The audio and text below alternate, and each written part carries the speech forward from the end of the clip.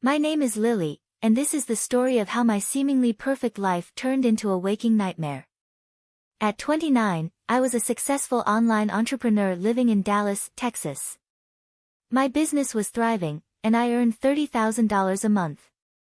From the outside, my life seemed enviable: flexible hours, financial independence, and the ability to work from home. But behind closed doors, I was trapped in a toxic marriage with Edward and his overbearing, greedy mother, Grace. ###the seeds of trouble. Edward and I met in college, both ambitious and full of dreams. We married 3 years ago, confident that our love could conquer anything. But the cracks started to show when Edward lost his job 8 months ago. I didn't mind supporting us; after all, I had built a business from the ground up. But as time went on, I found myself shouldering every financial burden: bills, groceries, and the mortgage, while Edward offered little support. Adding to my struggles was Grace, Edward's mother. She was controlling and manipulative, constantly hovering and commenting on how I should spend my money. "You're doing so well, Lily," she would say with a fake smile. "Surely you can spare a little more for the family." At first, I obliged, thinking small gestures of kindness would help. A few $100s for a luxury trip. Fine. But the requests never stopped, growing more outrageous with each passing month. One evening, Grace cornered me in the living room. "Lily, my wardrobe is outdated," she declared, her tone icy. "I need $5,000 for a shopping spree. You can afford it." I was stunned. "Grace, I'm already covering all the household expenses," I said, trying to stay calm. "I can't just hand out money for luxuries." Her face twisted into a mask of contempt. "You think you're above your responsibilities just because you earn a little," she spat. "This is your family, too." "Family?" I shot back. "You mean the family that contributes nothing to this household?" My patience was wearing thin. I glanced at Edward, hoping for support, but he sat silently, eyes fixed on the floor. His lack of action felt like betrayal. Grace exploded. "If you can't help, maybe you don't belong here," she screamed. "Maybe you should talk to your son about contributing." I retorted, my voice shaking with anger. Suddenly, in a fit of rage, Grace grabbed a baseball bat from the corner of the room and swung it at me. Before I could react, the bat struck me hard across the face. Pain shot through my body as I fell to the floor. Tears blurred my vision, and I clutched my cheek, gasping for breath. "Edward!" I cried out, looking to him for help. But he stood there, frozen, watching as if it were a scene from a TV drama he couldn't interrupt. In that moment, something inside me snapped. I realized I was truly alone in this marriage, and neither Edward nor Grace would ever change. That night, I packed my bags while Edward was out with friends. I left a note and drove to my parents' house, tears streaming down my face.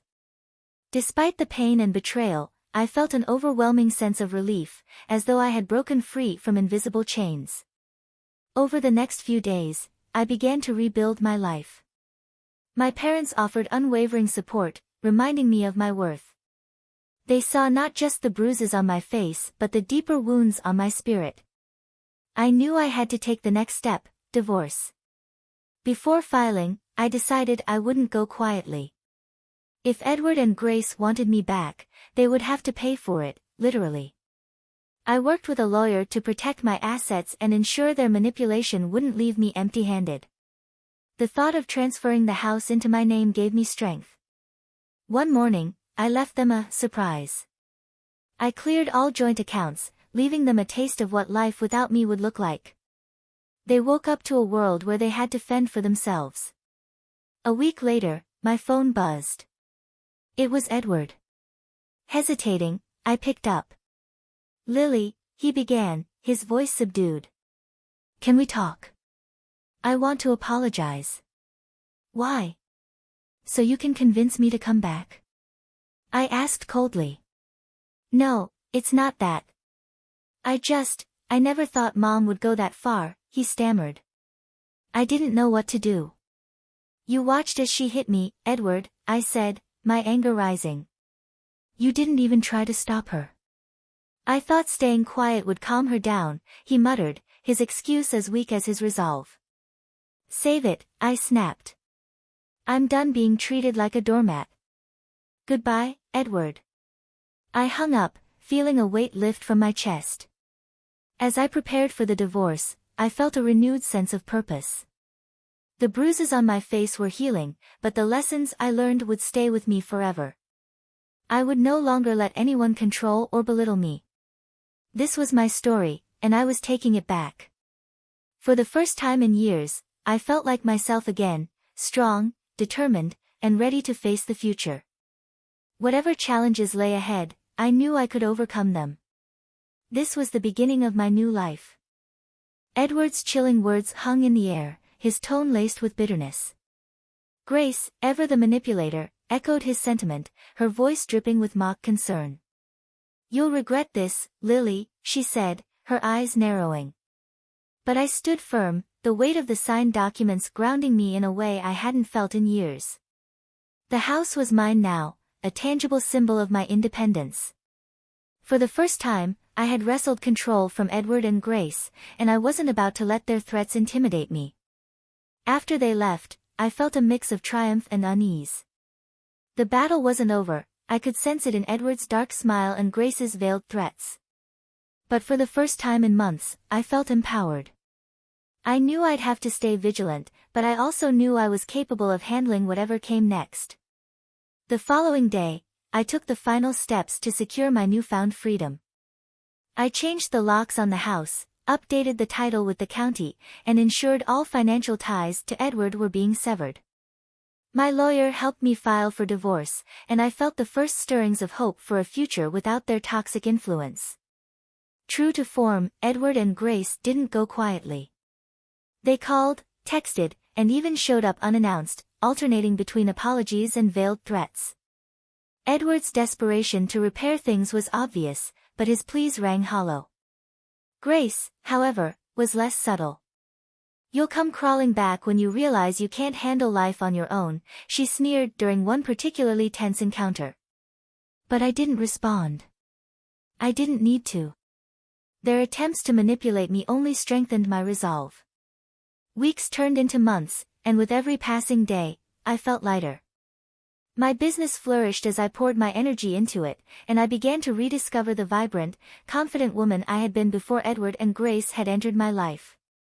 The divorce finalized smoothly, thanks to the groundwork I'd laid with my lawyer. The house remained mine, and I made it my sanctuary, a space free of judgment, manipulation, and fear. Looking back, I realized that leaving Edward and Grace wasn't just about escaping their toxicity. It was about reclaiming my identity and standing up for myself in ways I hadn't before. Their threats and manipulations no longer had power over me because I had learned the most important lesson of all: my worth wasn't tied to their approval. Today, my life is my own. I've rebuilt from the ground up, stronger and more determined than ever. Edward and Grace are nothing more than a chapter in my past, a painful reminder of what I overcame. And as for their threats of regret, the only thing I regret is not walking away sooner. As Grace and Edward's threats echoed in my ears, I stood tall, my resolve solidified. No, Grace, I said firmly. It's over. You've taken enough from me, and I won't let you manipulate me any longer. When they finally left, the tension lingered like a storm cloud, heavy and foreboding. I felt a strange mix of relief and anxiety, free for the first time in years, yet knowing the battle for my independence had only begun. The days that followed were a blur of preparation. I filed for divorce, gathered evidence of my financial contributions, and leaned on my lawyer for guidance. Each step felt like reclaiming a part of myself that had been stolen. I knew Edward and Grace wouldn't give up easily. Their manipulation had always been persistent, and I braced myself for their inevitable retaliation. At night, as I lay in bed, the weight of their threats pressed down on me. Still, my determination outweighed my fear. A week later, the confrontation I had been dreading arrived in the form of a phone call from Edward. His voice was subdued, almost pleading. Lily, we need to talk, he said. I don't think there's anything left to say, I replied, keeping my tone firm. This isn't just about the house or the divorce, he insisted. It's about our future. You're throwing everything away. Edward, I'm taking back what you and your mother tried to take from me, my life. You made your choice when you stood by and let her abuse me. There's no going back. He sighed, his desperation barely masked. Grace just wants to make things right. She's worried about losing her family. Family? I snapped. You and Grace have treated me like an ATM, not family. I'm done. I ended the call, my hands trembling. The very next day, Grace and Edward showed up at my parents' house. Their faces were a mask of anger and desperation. You can't just do this, Lily. Grace yelled as soon as I opened the door. You're making a terrible mistake. No, Grace. The mistake was ever letting you control me, I shot back, my voice unwavering. Edward stepped forward, his tone dark and threatening. You think you can just walk away? You don't know what you're getting into. The chill in his voice sent shivers down my spine, but I refused to waver. You don't scare me anymore, I said. This is my life now. You can't take it from me. Grace's face twisted with fury. You'll regret this, Lily. Mark my words. I met her glare with a steady gaze. No, Grace. I think you'll be the one with regrets. A few weeks later, I walked into the courtroom, my heart pounding. The divorce proceedings felt like the culmination of everything I had endured. Edward sat across from me, looking defeated yet dangerous, with Grace hovering behind him like a storm cloud. As the judge reviewed the evidence, texts, emails, and financial records, the truth of my story began to unfold. Edward's carefully constructed facade crumbled as my lawyer presented the facts, piece by piece. The verdict was swift and clear. Given the evidence presented, I grant the divorce. Lily will retain ownership of the house and any financial assets accrued during the marriage. Relief washed over me, and I felt the weight of years of manipulation and betrayal lift. As I stepped out of the courthouse, I took a deep breath, the cool air filling my lungs with a sense of hope. I had won. Not just the legal battle, but the battle for my independence, my dignity, and my self-worth. The road ahead wouldn't be without challenges, but I was ready. I had reclaimed my life, and I was determined to build a future where I called the shots. Edward and Grace had been a dark chapter in my story, but they no longer defined me. I had learned the most important lesson of all, my worth was mine to determine, and my happiness was mine to claim. This was my new beginning, a life where I was finally free to live on my own terms.